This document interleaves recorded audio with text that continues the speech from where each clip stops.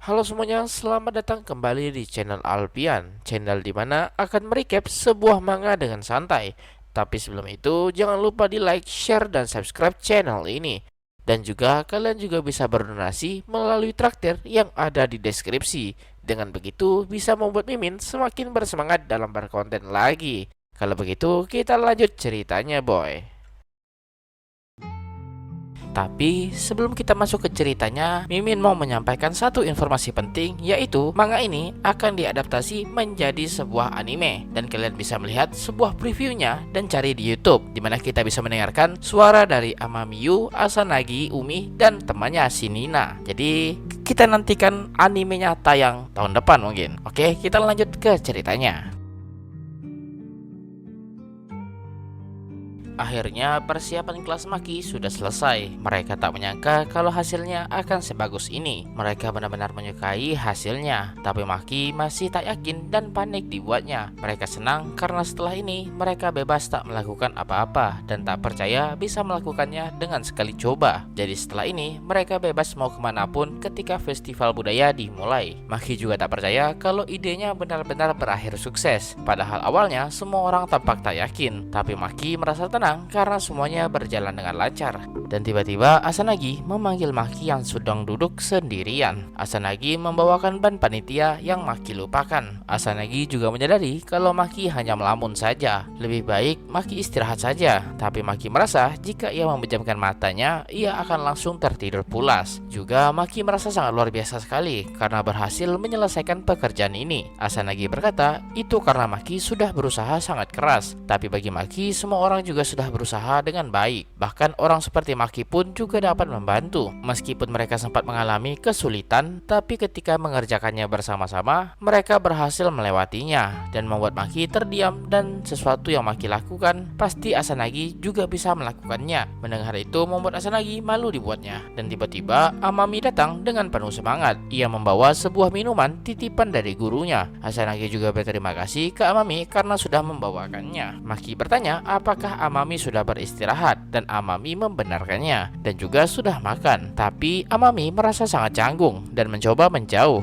tapi ia ditahan oleh Asanagi karena ada sesuatu yang ingin Asanagi bicarakan dengan Amami dan bertanya apakah Amami mau mendengarkannya. Maki mengerti apa yang terjadi dan Amami sudah siap mendengarkannya. Kembali ke masa lalu ketika mereka masuk SMP, Amami seperti biasa sangat melekat dengan Asanagi. Tak hanya mereka berdua, tapi teman Asanagi yaitu Sanai dan Manaka juga satu sekolah dengan mereka dan merasa senang bisa berkumpul bersama lagi. Sanai dan Manaka juga senang dan berkata jangan terlalu menempel dengan Umi karena nanti orang-orang akan menertawakan Amami. Amami pun menyadari kalau di sekolah ini juga ada murid baru dari sekolah yang berbeda. Biasa Nagi merasa itu bukanlah masalah dan Amami bisa bersikap seperti biasanya. Mendengar itu membuat Amami merasa senang dan semenjak saat itu mereka sudah dianggap duo, di mana Amamiyu sangat terkenal dan Asanagi di sampingnya. Juga Asanagi menyadari kalau Amami bisa menjadi seorang leader jika diminta oleh orang lain dan merasa itu adalah salah satu bakat Amami. Murid-murid baru mulai membicarakan Amami yang sangat imut dan Asanagi mendengar perkataan soal betapa bangganya bisa menjadi teman Amamiyu.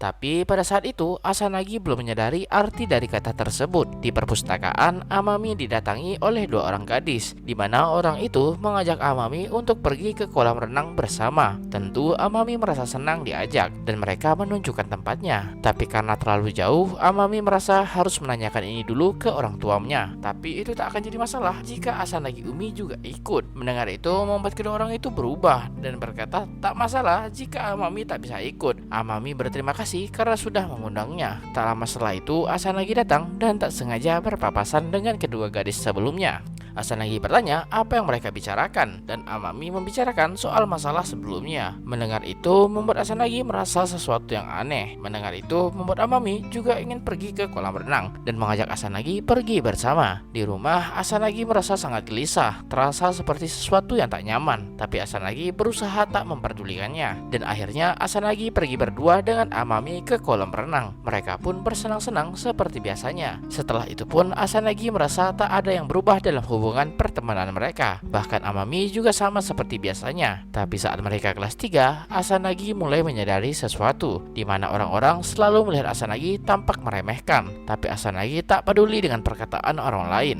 Asanagi mengajak Sanae dan Manaka untuk pergi bersama di hari weekend, karena Asanagi dapat 4 tiket nonton film. Karena itulah ia ingin mengajak Sanae dan Manaka serta Amami untuk pergi bersama. Tapi Sanae dan Manaka menolak karena mereka sudah ada urusan di hari itu. Jadi mereka meminta maaf karena harus menolaknya. Asanagi juga merasa itu bukanlah masalah yang besar, dan di hari weekend Asanagi pergi menonton sendirian dan akan menikmatinya sendirian. Asanagi mengira kalau Sanae dan Manaka sudah sibuk belajar, apalagi mereka sudah kelas 3. Jadi waktu berkumpul mereka akan semakin sedikit. Tiba-tiba Asanagi mendengar sebuah suara yang tak asing, dan ketika Asanagi melihat asal suara itu, betapa kagetnya Asanagi karena di sana ada Amamiyu bersama Sanae dan Manaka. Mereka bermain bersama tanpa dirinya, dan cerita pun berlanjut.